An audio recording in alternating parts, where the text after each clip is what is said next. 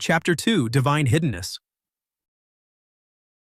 When adopting the stance of a religious advocate, the first challenge is to address the apparent absence of rational justifications for divine concealment. This issue, known as the argument from divine hiddenness as articulated by Schellenberg, often divides into two main parts. The initial argument suggests that if, as many religious beliefs hold, God desires the flourishing of his creation, and if this well-being depends on understanding and emulating its divine source, then it would be reasonable for an omnipotent God to make such comprehension as accessible as possible. Absolute love, if it exists, should surely be evident in every conceivable form of engagement within human constraints.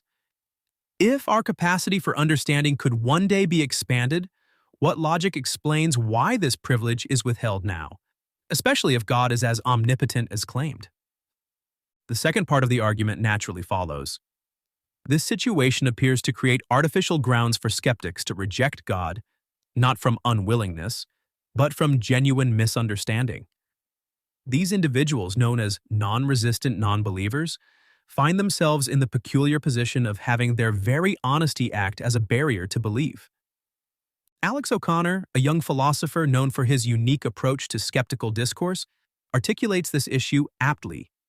Why would we need to search for an almighty God through a microscope, merely observing the works of his hands?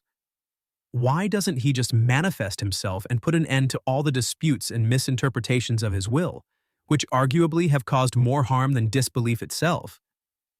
Instead, we're left with subjective experiences that are hard to distinguish from self-suggestion. One could confidently assert that the religious majority has not arrived at their belief in God's existence through reasoned argument. Imagine, even just once, a clear, undeniable "here I am," personalized for each individual if necessary, that would allow people to understand and live by true norms of good and evil. Wouldn't God, by doing so, transform many of his adversaries into allies and collaborators? The common response to this dilemma questions the sincerity of the skeptic's openness and honesty. For example, in one survey, 87% of atheists reported that they could not envision any evidence that would convince them of God's existence. However, this survey doesn't represent all atheists worldwide. Furthermore, just because someone doubts a particular argument's persuasive power doesn't mean they would reject it after careful consideration if it proved genuinely compelling. A thought experiment serves as a further illustration. If the Almighty were to reveal himself to all humanity at once, how could we distinguish this event from a mass hallucination or an advanced hoax? Even when faced with seemingly incontrovertible evidence, a skeptic could still argue that the most plausible explanation would be an unknown natural phenomenon, a global prank, or the intervention of a highly advanced extraterrestrial civilization. To avoid circular logic, an atheist might argue that while they do not know what would convince them, God certainly would. And if God chooses not to reveal this, he either does not wish to or does not exist. I intend to approach Schellenberg's argument without pretending I can revitalize it entirely or make it less unpalatable to the skeptic. Yet, I can clarify a few key aspects. The concept of a non-resistant non-believer should not be dismissed outright. Doing so would be intellectually dishonest and unfair to those who genuinely claim such openness. However, those identifying as non-resistant must acknowledge that definitions come with logical criteria. For instance, this description may not fully apply to someone who dismisses anything beyond physical reality, despite admitting that God, by definition, transcends it.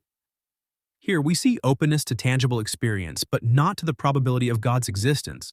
Certainly not a willingness to seek explanations for the lack of tangible experience. We'll set aside for now objections about self-deception in these matters. The most sincere approach would involve not only seeking a rational basis for the origins of physical reality, which could form a bridge to broader understanding, but also proposing the most plausible model for a transcendent reality. This does not imply convincing oneself of anything improbable. Rather, it entails constructing a logical framework that elevates humanity's intrinsic aspirations towards the transcendent, channeling them into a path promoting societal development, much like how the systematization of natural patterns once transformed isolated alchemists into a cohesive scientific community.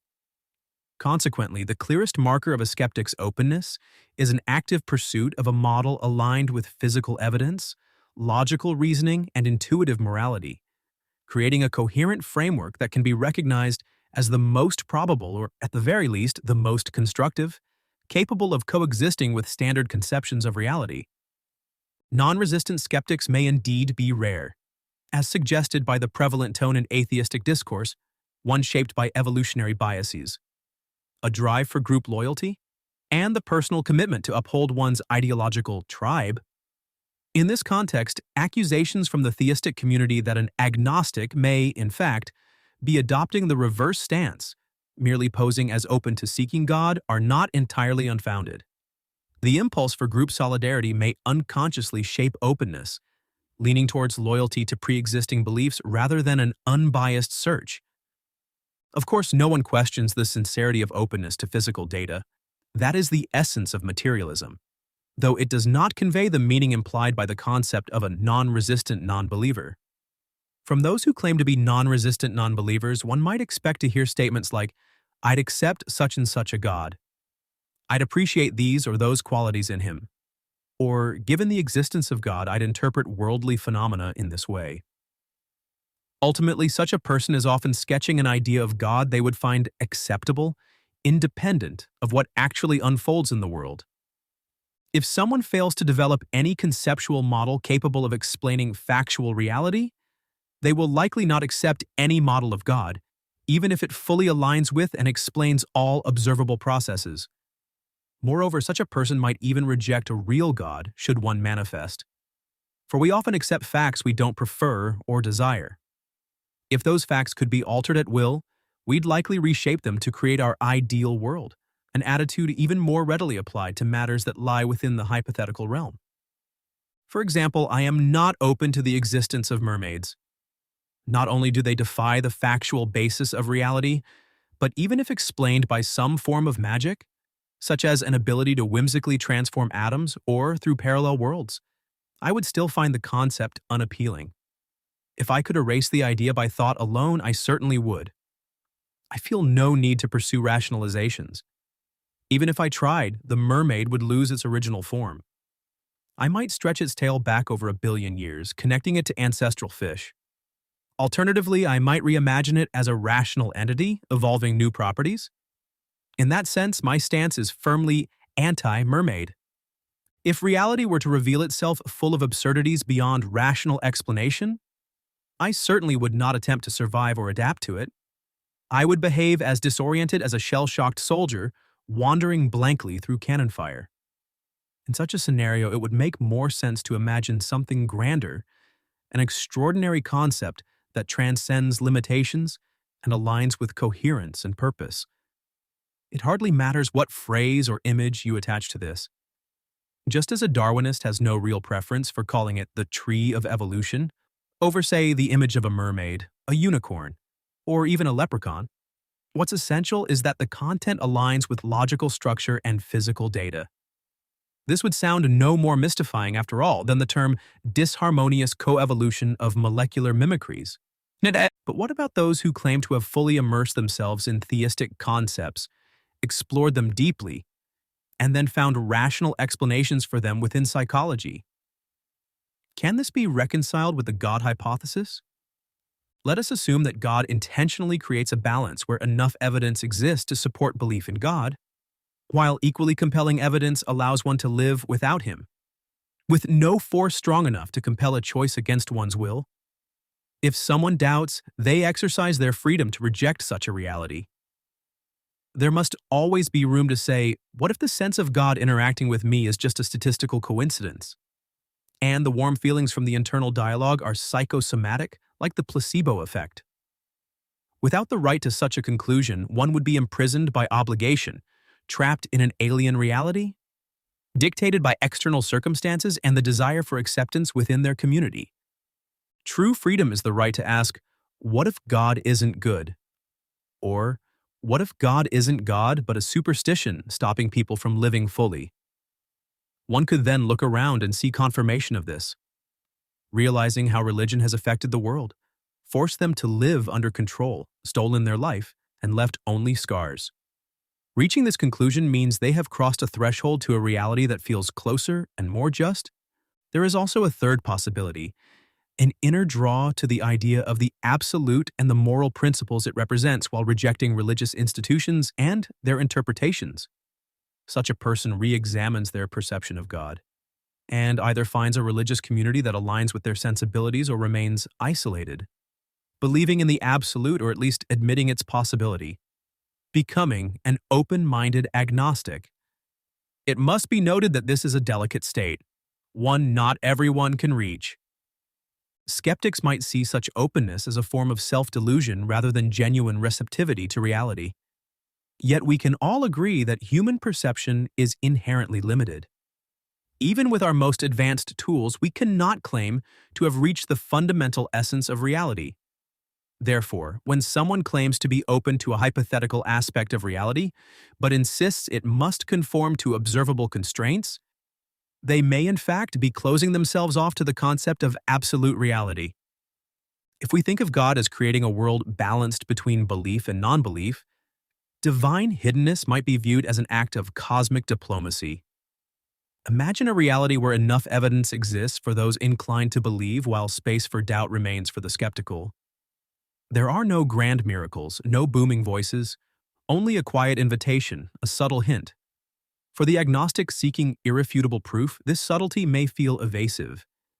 Yet perhaps it reflects God's respect for human agency. The ability to say no becomes as meaningful as the ability to say yes. In this light, God's hiddenness is not an absence, but a profound acknowledgement of human autonomy, allowing each person to chart their own path to happiness. Imagine, then, being part of a community where a peculiar condition causes generations to be born blind.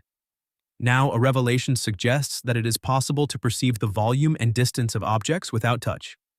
The community might admit this as a theoretical possibility, though it contradicts their lived reality. They may express openness if shown how to sense volume at a distance with their fingers, noting the value of such an ability. Yet, the breakthrough lies in an internal shift and the will to perceive, training dormant parts of the mind. Some might eventually succeed, unable to provide concrete evidence to others. Others might dismiss any fleeting perceptions as wishful thinking, mere trans-tactile imagination. Some would assert that only tangible touch matters, seeing any suggestion otherwise as self-deception. But there would be a rare few who, despite initial failure, stay open, continuing to seek reasons why it hasn't worked, ways to refine the approach, and what it might mean to truly see if it ever did work. Hidden love as a form of preserving personality. To unpack the first part of Schellenberg's syllogism on divine hiddenness, we need to navigate a complex maze of reasoning, which I'll delve into more deeply in later chapters. For now, one plausible way to justify the dilemma of God's hiddenness is to demonstrate logically that revealing himself to humanity would ultimately cause more harm than anticipated benefit. One possible rationale worth exploring, and which leads us into a thicket of further questions, is the value of making decisions without undue influence. Consider the commonly accepted practice of election silence, a brief period before voting when all campaigning ceases. This tradition acknowledges our tendency to be swayed by the most vivid and recent impressions rather than by careful evaluation of options. We're rather like moths drawn towards the brightest light, especially in the absence of thoughtful reflection. Similarly, witness protection laws shield people from intimidation, recognizing that fear can derail both objectivity and sincerity. One could cite various other examples where keeping something hidden serves a greater good. But there's no need to belabor the point. But should objectivity and sincerity be prioritized when it's someone's happiness or misery at stake? Why not breach the rule of silence if we know with certainty that one candidate's victory would eradicate world suffering? Or why not permit fear of supernatural power to sway us into accepting laws that some might find unreasonable? If a hypothetical deity were indeed perfect and his laws genuinely beneficial, wouldn't a bit of pressure to obey them seem, well, justifiable? Yet some individuals might envision God, virtue, and justice in entirely different terms, to the extent that they would choose any fate, whether eternal suffering, oblivion, or endless reincarnation, over living under such values if they felt them morally oppressive. And yet, humanity has always known how easily coercion, whether through torture or subtler psychological means, can force even the firmest principles to bend. Sometimes, just the sight or that piercing, high-pitched cry of a spirit standing defiant, let's call him R. Hawkins for argument's sake, is enough to make even the most steadfast pause. Naturally, any resemblance to actual persons, living or otherwise, is entirely coincidental. Even without the looming threat of torture, the mere thought of endless existence, or indeed, the utter void of non-existence, can be enough to prod people into compliance for the sake of securing a place among the favored few. This dynamic is vividly illustrated in societies where personality cults take root. Take, for example, an incident from 1968 when Pakistan's foreign minister visited China and gifted Mao Zedong a consignment of mangoes. Mao, in turn, distributed the fruit to workers who revered it as if it were sacred. Factories displayed mangoes in untouched splendor, and in one instance, a mango on the verge of decay was ceremoniously boiled in water so each worker could taste the resulting broth. For years, China witnessed the rise of a mango cult, complete with parades of mango effigies and plastic replicas for sale, rooted in a single, silent gesture from Mao. Even the most rational members of secular societies are not exempt from such forces. If, for instance, the scientific establishment were to make an offhand gesture, akin to Mao's with his mangoes, even the most mundane object could become a national symbol.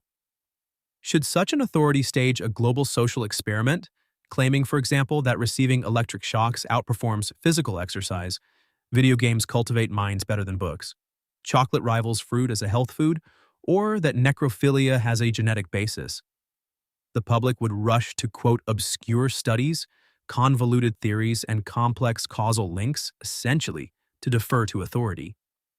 This would occur largely because few would truly grasp the processes at play or possess the means to challenge them. If a minority of independent scientists offered alternative theories, they'd likely be overlooked. Evolution has conditioned us to follow the dominant tribe, even at the expense of our comfort, contentment, or moral compass. Eternal, tacit agreement with what one subconsciously perceives as unjust and absurd can hardly be called bliss. True, there are those who rise above evolutionary instinct, or, for the theists among us, the baser instincts of the flesh. But God must take into account the majority, not just the exceptions.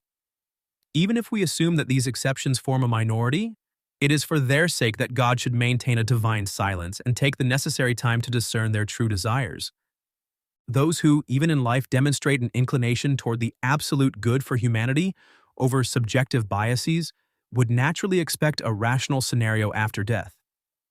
In such a scenario, each person would be judged based on how they envisioned goodness, love, and perfect virtue, whether they substituted clear societal good with tribal allegiances or ambitions of superiority, indulged in fleeting pleasures at the expense of long-term harm merely because of their own weaknesses, relied on biased yet intuitively inconsistent statistics for the sake of that same sense of superiority, or narrowly interpreted facts through an ideological lens while semi-consciously avoiding personal distress.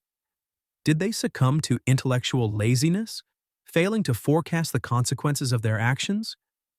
In essence, did they contribute to that kaleidoscopic tapestry we call life? The human brain, as studies in neurobiology and cognitive psychology reveal, functions with an almost existential mechanism for self-preservation. According to neuroscientist David Eagleman, when individuals encounter facts that challenge their beliefs, they don't assess them for truth as much as for their alignment with pre-existing values. Neuroimaging has shown that confronting contradictory information activates the same brain regions as physical pain. This explains why people tenaciously hold on to their beliefs despite contrary evidence. Changing one's mind is, quite literally, painful for the brain. Rising above this intrinsic, self-defensive instinct to pursue the objective good is no minor feat. It is an endeavor worthy of recognition. Those who genuinely empathize with the notion of an objective good may eventually embrace it after death. However, every worldview harbors its own biases. so expecting universal agreement, even under perfect conditions, remains unrealistic. If we consider that God embodies goodness, he would not permit an enduring inner conflict for those who, even after full comprehension, reject his vision of goodness. Human beings are not easily swayed, even with complete understanding. Imagine the irritation when a teenager informs you that your 3-year-old iPhone could have had Face ID instead of displaying a passcode trail on the screen. Or consider Antonio Egas Moniz, the Nobel laureate who devoted his life to advocating for lobotomy, steadfastly defending it even as evidence mounted against its ethical standing, and it faced legal bans. Moniz continued to deny the harmful consequences of this procedure until the end of his life, showcasing that people often cling to familiar beliefs more tenaciously than to objective reality itself. These examples illustrate that some individuals would reject a reality contradicting their beliefs, making earthly revelation insufficient for universal acceptance. For some, divine revelation would intensify internal turmoil, making life unbearable. In such a context, divine manifestation might create more suffering than divine concealment. Some might argue, yes, some would suffer mentally, but wouldn't God's revelation reduce evil much like police presence deters crime? On the contrary, those suffering, whose numbers may be unpredictable, could channel their anguish outward, inciting further turmoil. Consider individuals who, in desperation, have sought to harm others to share their pain, such as those who, in a fit of despair, stab strangers with infected needles. Thus, divine revelation would not merely serve as a catalyst for contemplation. It would necessitate constant intervention in human affairs. In such a case, it becomes reasonable to speak not only of God's revelation as a source of guidance and decision-making, but also of intervention in ongoing lawlessness and the need for perpetual oversight. And if God is omnipotent, would we not expect prevention rather than post facto punishment? This raises the question, should evil thoughts be preemptively eradicated? Yet doing so would strip humans of their capacity for conscious choice, erasing not only the option to choose evil but also the ability to choose good. If the good were programmed as a default, the essence of love itself would dissolve. For love, at its core, is the internal process of choice which defines preference. Consider why we thank those who help us. It's not just for the help itself, but for the knowledge that they put our needs above their own.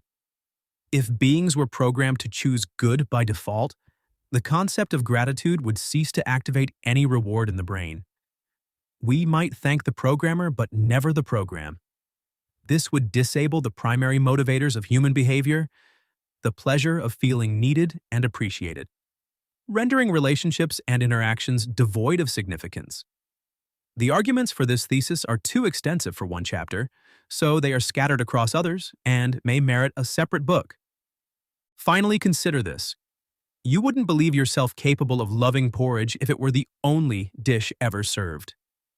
True goodness must emerge from the potential for its opposite. Alternative versions. One approach to addressing this dilemma is to preserve human desires and free will, while nullifying the physical consequences of negative intent. This could involve prohibiting alterations to physical reality, resulting in a paradise governed by God's unchanging principles, yet maintaining human will and the drive to challenge these laws. A lecture acquaintance of mine phrased it well. If this hypothetical being is truly perfect and benevolent, desiring joy and love for its creation, why not allow them to live as they please, providing only the essentials of life, without imposing a mandated mindset or actions that this sacrificial being considers correct? Such an act would be even more noble, like someone gifting their estate to their children, bearing pain and suffering for their happiness and freedom. Some may liken this idea to the parable of the prodigal son, symbolizing humanity's fall from grace. Yet in that parable, suffering stemmed from finite resources. A boundlessly generous God could fulfill human desires indefinitely, preserving individuality and personality. Practically, this might mean God rescinding the rule of death for sin, ceasing to curse the earth and removing pain and death from existence. In such a world, no one would suffer. The freedom to love wouldn't lead to illness or unintended pregnancies, Physical violence would be painless, and we would live happily while God bore the cost of his broken rules, a true sacrifice for humanity's sake, rather than his own. Attractive as this sounds, in practice, it would likely unfold differently. If God preserved physical laws while abolishing moral ones, we might find ourselves in a mental hell, as our consciousness would no longer interact with reality in ways that align with our thoughts and intentions. Consider the frustration of being unable to respond physically to an insult. The opponent could mask their moral distress in the face of our words, leaving us feeling unjustly deprived of the satisfaction of retribution. Fistfights, competitions, and wars would lose their purpose, eliminating any sense of victory, fulfillment, or the possibility of triumph. No one could realize their ambitions or assert themselves, and even a simple hunt would be impossible. Those who crave fleeting pleasures and shallow spectacles would exhaust their nervous systems in frustration. Feelings of dominance, pride, and superiority would be mere pretenses, as everyone would share beauty and wealth, reducing those who chase dopamine through such pursuits to fits of rage. Harmful habits, as means of relaxation and pleasure, would cease to have any effect. Poisons would become harmless, nicotine would no longer paralyze the nervous system to induce relaxation, alcohol would not kill and block brain cells, drugs would not disturb the endocrine system, and coffee would lose its stimulating edge, mimicking epinephrine, a hormone that mobilizes the body's resources for emergencies, plunging many into depression. As Freud noted, much of our pleasure derives from destruction. The death instinct can manifest itself in a person's inclination towards self-destruction and aggressive behavior. Punishment would be futile, as physical pain would be absent, while moral suffering would be all-encompassing. Immortal offenders would inevitably escape. Sooner or later, they would dig or break through any barriers only to emerge angrier. Efforts to motivate anyone to labor in exchange for resources would fail. Above all, despair would arise from the impossibility of ending one's existence, turning the world into an endless hell where people are ensnared by hatred, idleness, and rage, filled with screams, groans, and gnashing of teeth. In such a world, God wouldn't be the only one to suffer. The situation with love would be even worse. If we truly understood love, we might see that secondary pleasures should give way to primary ones in an ideal world. Put simply, in moments of closeness, reflexive impulses would seem dull without the awareness of the other person's pleasure, their interest in you, ideally even their admiration. The more appealing the personality, the more enjoyable the experience. For some, simply imagining all of the above is enough. The mind cannot do without it, even in dreams. Without such awareness, one would feel discomfort rather than pleasure, like the relief of sneezing, lacking depth. To illustrate, compare the sensation of touching a doorframe to that of feeling a loved one's hand on your shoulder. In such a world, reproduction would be superfluous, making organs for nurturing, wide hips for childbirth, and even genitals vestigial. Impulses and hormonal signals triggered by reproductive maturity would likely be redundant, a thought that may be devastating to some. Of course, we might do things differently, but it may turn out that, on Earth, beyond the task of reproduction, these chemical stimulants serve to project allegories of future good. Perhaps a rational God included these elements to represent virtues yet to come. Family life training us in caring, sharing, and living for others, while child-rearing provided a step towards selfless social interaction, fostering a broader sense of responsibility. If we reproduce by budding, like amoebas, we would likely exterminate each other with even more enthusiasm. Without sympathy, empathy would vanish. Such an altered form of love would compound the frustration from unfulfilling violence with a nostalgic longing for the entropic world. At this point, many would likely feel the apathy hunters may have experienced several paragraphs earlier. But suppose God is less rational or allows some concessions, permitting minor deviations in a perfect world like aimless friction or occasional yawns and coughs. People would likely rush into whatever debauchery remained. Yet due to mental dissonance, primary pleasures would be dulled, and secondary ones might disappear entirely. Furthermore, if emotions, as facets of personality, remained unchanged, we would still encounter jealousy, judgment, and contempt. as diverse worldviews would fuel conflict. Even ardent advocates of such happiness might grow weary and disgusted without the mix of interpersonal connection. Of course, attempts would be made to reason with the angry masses, but this would likely be as successful as current attempts to unite the world in common beliefs. Moreover, we cannot be sure we're infallible in all our concepts of good, where our regulated right to personal good and pleasure could lead to suffering for many, both now and in the future. For instance, consider modern efforts to legalize and destigmatize behaviors like incest and necrophilia through public education due to their apparent zero harm with modern capabilities and increasing consent and tolerance from relatives. The fight against stereotypical notions of various forms of sadism, where it is proposed to breed special animals, inject them with painkillers, and give the right to pleasure to those who cannot be happy without it and are on the verge of suicide. There are over 2 million ignored representatives of various minorities worldwide, suggesting a possible hidden and latent state of tens of times more, and potentially exponential growth of those who may discover new facets of themselves with increased public support. Social dilemmas often rest on cultural stereotypes alone. In such a scenario, the aim of unity and eternity may be no more compelling than the subjective emotional resistance we see today to earthly notions of the greater good. One might assume that people would eventually accept the impossibility of fulfilling negative intentions. However, global prison practices reveal that merely blocking one's will doesn't change a person. It only preserves them. You may have noticed that we already experience these emotions, yet do not live in such a mental hell. This is because we retain the ability to pursue ambitions, passions, and fulfillment through action, pain, and mortality. The freedom to act at a cost allows us to feel in control. Some may call me a pessimist or accuse me of lacking faith in humanity. But alas, no state exists without a police force. Despite efforts to educate, principled adherence to societal rules remains the domain of a minority. Imagine what would happen if all governance, policing, and allied forces disappeared from society. Of course, some might suggest, then let him remove the restrictions on the alteration of physical principles in areas where individuals find pleasure and consider it good. But when everyone has their own concept of pleasure and goodness, conflict is inevitable.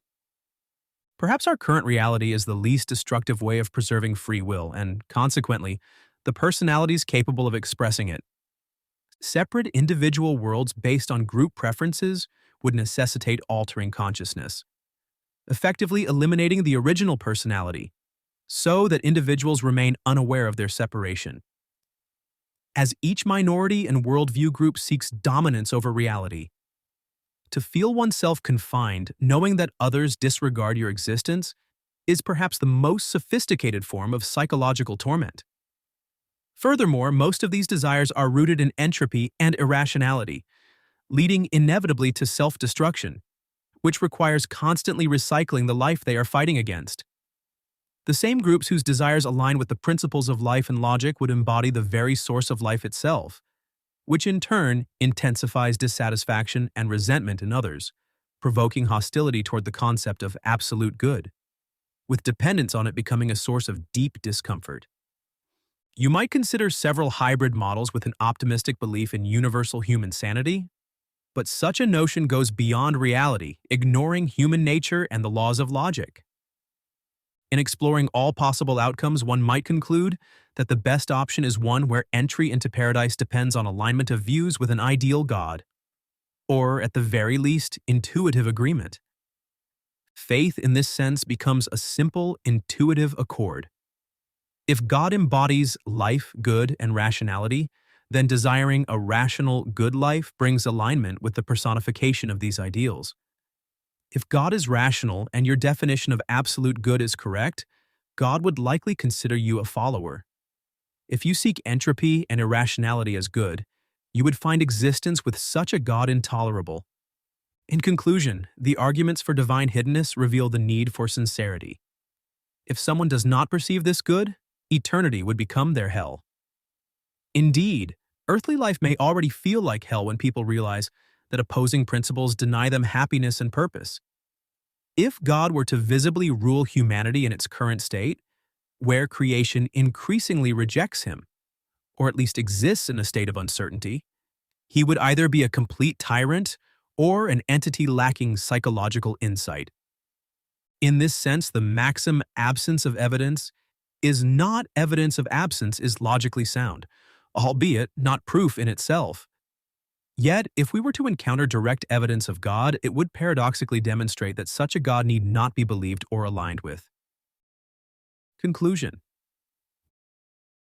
1. The hiddenness of God in this context seems essential to minimizing total suffering, which is allowed only to achieve the highest good. This good embodies key qualities such as the existence of life, positive experiences, joy, pleasure, happiness, and, most importantly, self-awareness. These three fundamental qualities should define the deity, and it is logical to expect that such qualities would be imparted to his creation. 2. The highest good is determined by these three fundamental conditions in their absolute state, each governed by the law of non-contradiction, in other words, logic, which makes the concept coherent. For instance, the absence of knowledge cannot be the same as knowledge, just as the absence of life cannot be life. This law underpins patterns of well-being, and violating these patterns disrupts the integrity of personality, happiness, and life itself.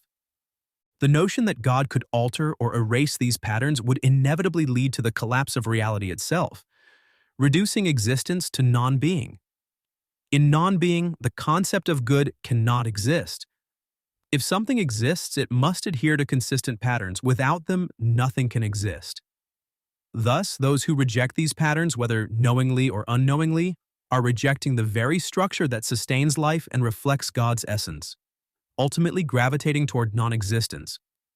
God's concealment serves several purposes: providing the opportunity to experience the goodness of life without transforming it into an unbearable reality akin to hell; preserving the sense of personal autonomy as the ultimate stage of self-awareness; allowing the chance to reassess and transform one's value system; demonstrating the coherence and sustainability of life's patterns to all created beings.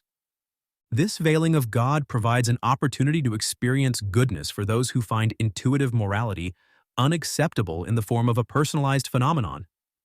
This is a more noble alternative to non-existence, allowing them to sample a trial version of a state of God through its three facets. 3.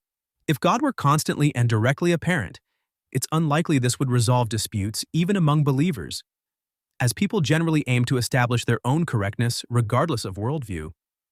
Some might view the unmistakable presence of God as a sign of malicious forces, exacerbating opposition toward both this God and each other. The lives of such individuals would become a constant apocalyptic turmoil, laden with fear, stress, hatred, and a leaning toward self-destruction. 4. Within some theistic frameworks that permit the existence of beings in other realms or dimensions who reject divine patterns, but cannot, or are not permitted to, ignore God and his principles, such entities would be in perpetual conflict and enmity. They would endure a relentless state of hatred and suffering, chafing under what they would see as an unjust reality bound to God and his rules. The Bible is among the few sacred texts that discuss such a condition in the context of fallen angels.